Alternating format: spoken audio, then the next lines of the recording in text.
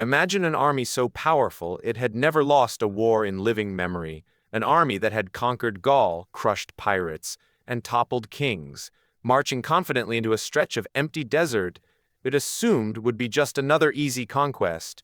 to vanish into history's most humiliating military disaster within a single afternoon.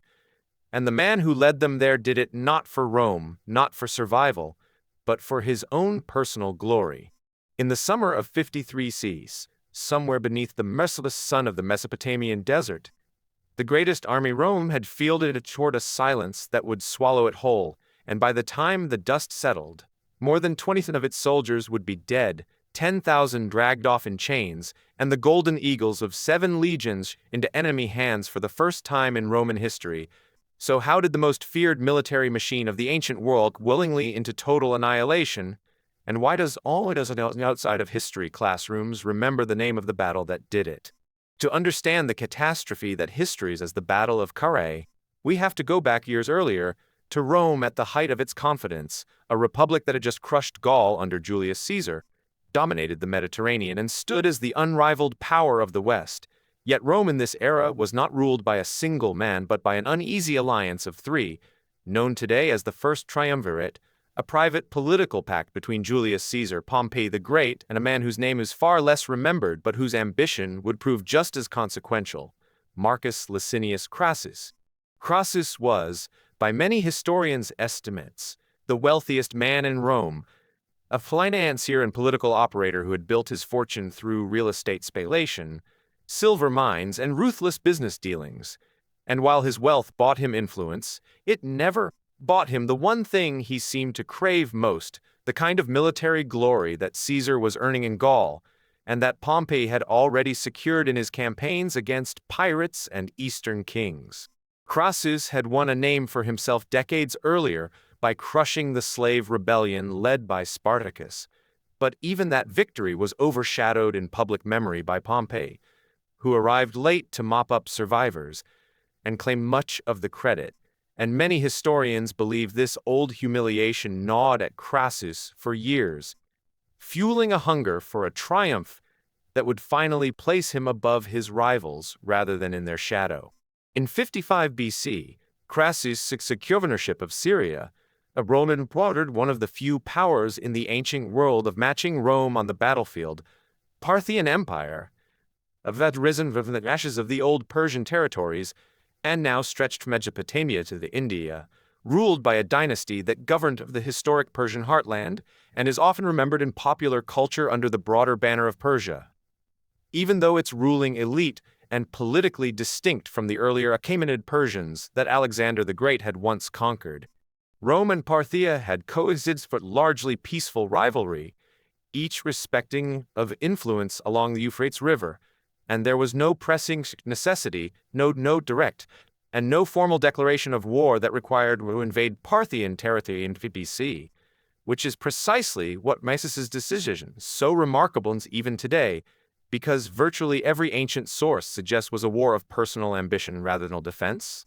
launched by a nearly 60-year-old man meant to carve out a legacy to Alexander the Great himself. Crassus, a formidable invasion force, roughly 7 auxiliary cavalry, bringing his total strength to somewhere between 48,000 men, a professional army representing the finest infantry in the ancient world.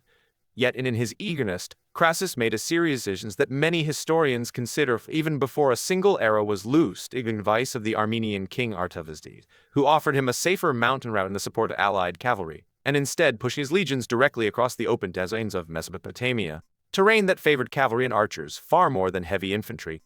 Waiting for him was a Parthian commander named Sharena, a figure whose personal name has been lost to history, since Sharena was actually a titled member of one of Parthia's most powerful noble families, and by many historical accounts strikingly wealthy and militarily brilliant, commanding a force dramatically in Crassus's, somewhere around 10,000 men, but composed almost of 2 devastating troop types perfectly suited to the terrain, heavily armored cataphracts wielding long lances, whose entire military tradition was around a single, terrifyingly effective skill, firing composite bows while riding at a full gallop. The stage was set for one of history's most lopsided confrontations, not because of a dramatic misnumbers, since Crassus commanded roughly 4 soldiers, But because of a mismatch in strategy, terrain, and logistics proved far more decisive than sheer troop count. And as the Roman army deeper into the desert near the town of Carrhae, in what is now southeastern Turkey, the first ominous signs began to appear, scouts reporting rumbling horizon, later understood to be the thunder of thousands of Parthian war drums designed specifically to enemy soldiers before they even saw the opposing army. When the Parthian force, the Roman faultily felt a wave, Serena had deliberately construed size and nature of his cloaks and camouflage, but that relief evaporated almost instantly as the Parthians threw off their coverings to reveal gleaming armor and a wall of mounted archers, and what followed was not the of infantry lines that Roman soldiers had trained their entire careers for, but something far more alien and demoralizing, a mobile, encircling barrage of arrows that never allegiance to close the distance and fight on their own terms. The Romans formed into their famous defensive formation known as the testudo, shields locked together to create an armored shell, and while this tactic could deflect the initial volleys,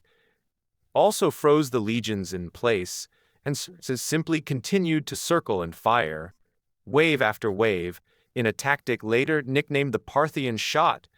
in which horse archers would even fire backward while retreating, ensuring the Romans had almost no safe direction to advance or retreat toward.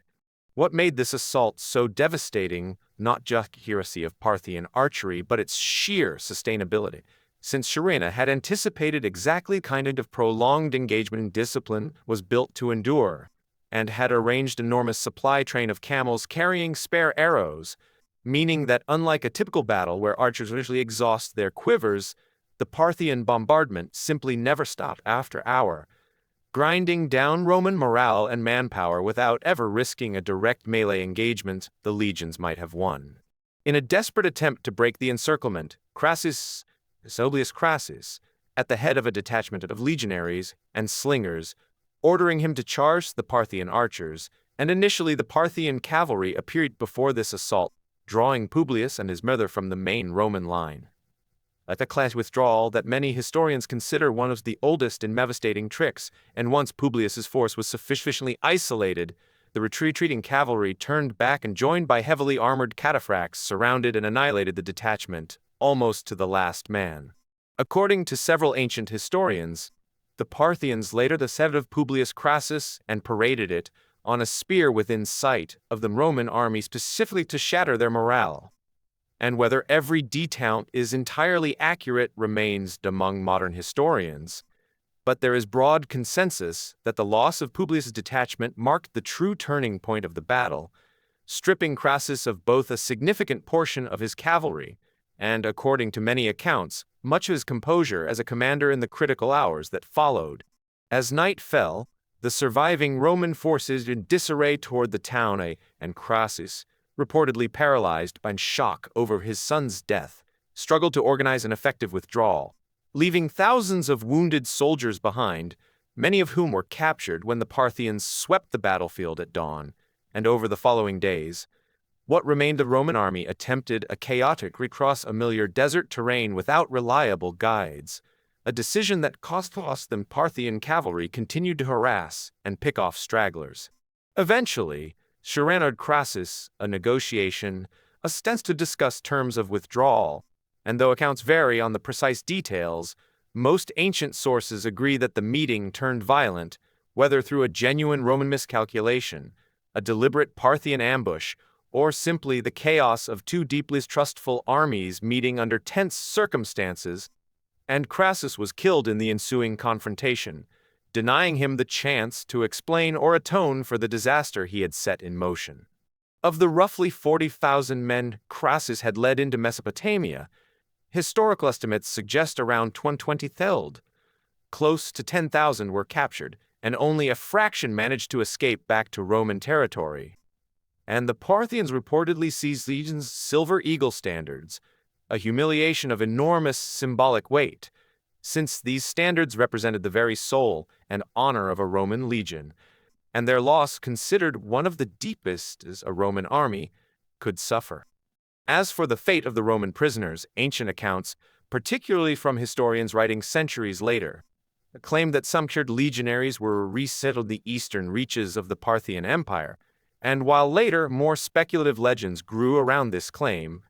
suggesting these souls made their way even further east into Central Asia, historical evidence for such extended journeys remains thin and heavily debated among modern scholars, and responsible historical analysis, this is an intriguing but unproven possibility rather than an established fact. The defeat at Carrhae sent shockwaves far beyond the immediate military loss, because the death of Crassus dissolved the fragile balance of the first triumvirate, removing the one figure whose political weight had helped keep Caesar and Pompey in check, and many historians argue that without Crassus present as a counterweight,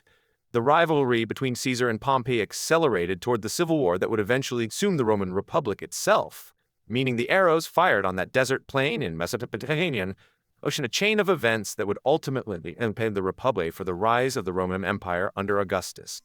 The military lessons of Carrhae for generations as well, forcing Rome to fundamentally reconsider how it fought wars in the East, since the battle exposed the vulnerability of traditional infantry formations against highly mobile horse archer and cataphract combinations, and in the decades that followed,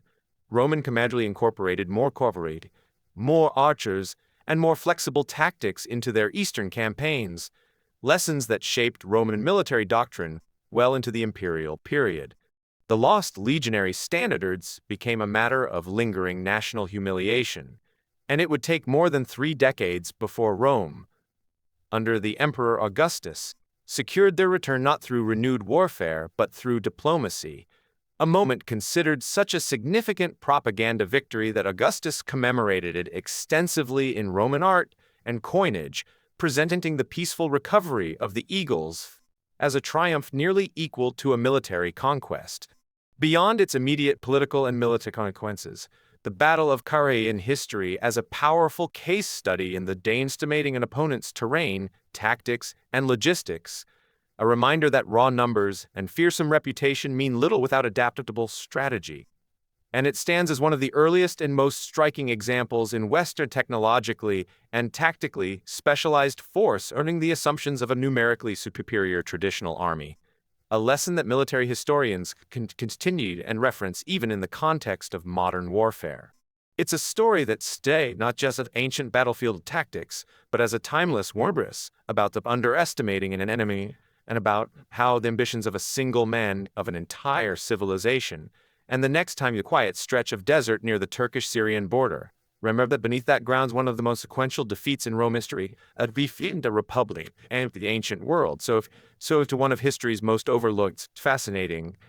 video, subscribing for more deep dives into the empires, and sharing it with anyone who loves uncovering the stories hidden in the shadows of history.